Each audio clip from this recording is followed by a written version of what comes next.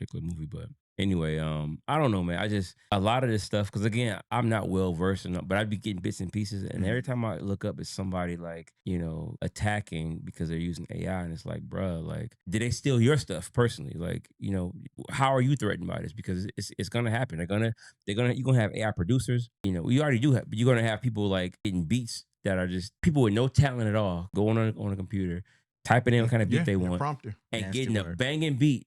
It might not have no soul in it, Right. but it might sound to the non-music connoisseur like it's a banging beat. They're gonna type it in there, and they're gonna come out with a beat. Right. It's gonna be unfair, but that's just what's gonna happen. You know what's so crazy as you're talking about that is, so which I didn't know they had a documentary, Mary J. Blige, My Life, which is of course one of my favorite albums. I don't know if y'all know that. It's Yeah, one I of think my we favorite know that. albums. I was disappointed in that documentary, by the way. It came out a couple years ago. Yeah. Oh, I didn't even know it was a I couple forgot years why, ago. because I gotta remember. It came out so long ago. I forgot why. I didn't even know it was a couple years ago. I think it wasn't as thorough enough. It wasn't as. Yeah, that's my favorite album by Mary J. Blige, and it was so much they didn't touch on. And I was thinking I was mad about it. I'm like, they didn't touch on this. That thing would have been 3 hours long. Well, if you're gonna do it, do it. 3 hours long. If you Like, gonna Find that because it's on Prime. Prime. It's on Prime. It's on Prime. Yeah, it's on Prime. I watched it yesterday. I watched it when it first came out. It came out what 2023, 2022. It came out years ago. Okay. But I remember thinking like, catch up. why didn't they? It's good though. They left out so much. Well, it wasn't good to me, man. I thought because I'm a documentary.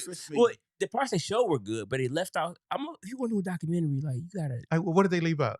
Well, I told you I gotta remember. I don't. It was so long ago. I just remember thinking like they didn't leave. I gotta watch it again. But it was a lot they didn't cover, and I think they covered stuff that had nothing to do with the album too. That made me mad. Like, why did they cover this? It was like, I think what it was.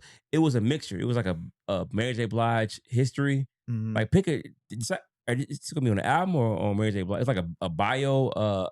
It was like a biography. It was like because it's my life, and it was about her life, but in relationship to that project, that particular project. Okay, specifically. No, I get it. They didn't really dig deep enough. Like the inception of the album, like they didn't really like do a thorough. Oh, I thought they did. Well, no, maybe they didn't go that deep. But like, again, I have to watch it again and take my complaints and write notes down. But I remember at the time I watched it was like, no, man. Yeah, they didn't go like y'all didn't cover super deep into the inception of the album. They talked about, Andre Harrell when he signed Mary J. At her apartment. Yeah, like, but that was real.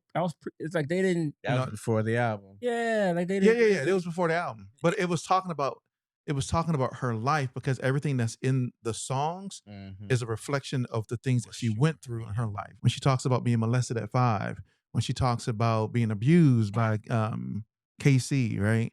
When she talks, all these different situations are in the songs. And so she's talking about, this, when I was growing up, this is what happened. But in this song, that's where it's reflected. They didn't even talk to Dalvin produced some of this. They didn't talk to JoJo. Like, again, they didn't talk to any of them. They talked to. But if you go and do a documentary, well, Chucky pretty much produced almost the entire. Chucky, rest in peace. He produced almost the entire album.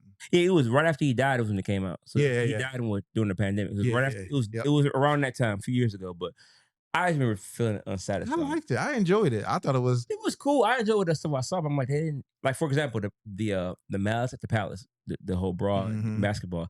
Did a documentary on that. Terrible.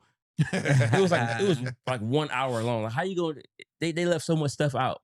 I'm a documentary critic. I love a good documentary. Man, according to you, documentary's gonna have to be like 3 hours. Because here's the thing, though. This is funny you say that. Documentaries, this is a tangent, but documentaries depend. It depends on what you know, because I had to think about it one day. When I watch documentaries on stuff that I don't know about, I might think it's good. But if I know, if I was alive back then and I see something, I'm like, wait a second, like they ain't high. They didn't cover. Right. They didn't cover. I love finding out new stuff, but at the same time, stuff that I know, can't skip over stuff that I know. Like Straight Outta Compton, the movie, amazing movie, but they kind of played Eazy-E. They did. They played Eazy-E. They played him. They played them on multiple fronts, because I was alive. I was a kid. I was a nerd, so I know what happened. I seriously doubt Eazy was on ride around in his car by himself watching Billboards of the Chronic and crying about it. I don't think so either. Because they failed to mention in the movie that he sued and he got paid off the Chronic. They briefly touched on the lawsuit for like 2 seconds when the scene with Jimmy Iovine where he said, "Oh, legal troubles? Okay, I'll take care of that." That's all he said. Eazy got paid off the Chronic. He said it. He got paid off the Chronic, and so I he ride around crying when you see a billboard. First of all, like, who knows what Eazy-E would do in his private moments by himself? He's not here to talk about that. Maybe he told somebody. Hey, honey, I saw a billboard and I cried today. No, bro. So my point is, when I watch documentaries and stuff, That's funny. but certain things, like I saw a documentary on Netflix about 9/11, finding Bin Laden. It's like a 3 or 4 part. I thought it was amazing, but at the same time, though, all this stuff is new to me. I was alive back then, but I wasn't in the news about like that. Right. Like how the one guy, I don't want to give it away if you ain't seen it, but it's some stuff in there that happened, but it's all in the news anyway. But I didn't know about. I thought it was it was like a 4-part episode, 4-episode documentary about how they literally from the time 9/11 happened until they killed Bin Laden and everything in between, all the stuff he went through, why it took so long to get him. Apparently, they could have got him back in 2001. They had him, but George W. Bush wouldn't give the go ahead to bomb him. You know, he was kind of because he didn't want American troops to lose their life, so he was kind of. But they had him though. But he got away. So it wasn't until like what was that? 15 years later, 11 years later. I think they came in 2012 when and Barack Obama, again, not to give it, I'm a spoiler alert, but Obama was like a G. He kind of like was like, because they wasn't even sure he was there. They wasn't sure. Obama called him. Hey, you there? No, I'm saying the night they killed, they wasn't. Hey, let me speak to. They wasn't sure that Bin Laden was there at all, and they didn't have no backup. They sent. It was in Pakistan. They sent an American Navy SEAL team in there by themselves. That's how they do it. By themselves with no backup, and they wasn't it. even sure that Bin Laden was in there. They said we think he in there based on the intelligence, but we not even sure. No, that's how Navy SEALs go and do it. And it was Obama that said, you know what, let me sleep on it. You know what, fuck it. I think let's go for it. He was like, and it turned out he wasn't there and they got him. But anyway. He was like, Osama, this is Obama. Are you there? my point is, speak to your mama. My point is, some folks might think that's because I'm ignorant to that stuff. So for me, it was amazing. But somebody who might know better might say, no, they didn't really tell the whole story. Right. So it's kind of tricky with documentaries. Yeah. I mean, even the stuff that they didn't cover and they kind of left out and didn't really go in detail. To me, it was still good because I just love the album. So I love how they told some of the stories. I love it too, though. I love it. That's why I was mad. Like, I love it too. And like, why didn't y'all ask? Because it was questions I want to know that they didn't answer. So that's why I'm like, well, but you got to think maybe they turned down. They were like, nah, I don't want to be in your documentary. Or maybe it was produced by the artist, so she couldn't be objective because it was exactly. No. I'm being sarcastic because she produced it herself. So you know what I'm saying. So I think the best documentaries are from like a third party, but it's always weird because the artist gotta give consent. You gotta give consent to it. Like the whole Tribe Called Quest documentary. That was real controversial because Michael Rappaport did a documentary. Q-Tip gave his blessing for it. They all gave a blessing, but when it was time to come out, it was like he was kind of hesitant and they kind of was beefing a little bit because he covered some stuff they didn't want to get out about him and Phife Dawg beefing.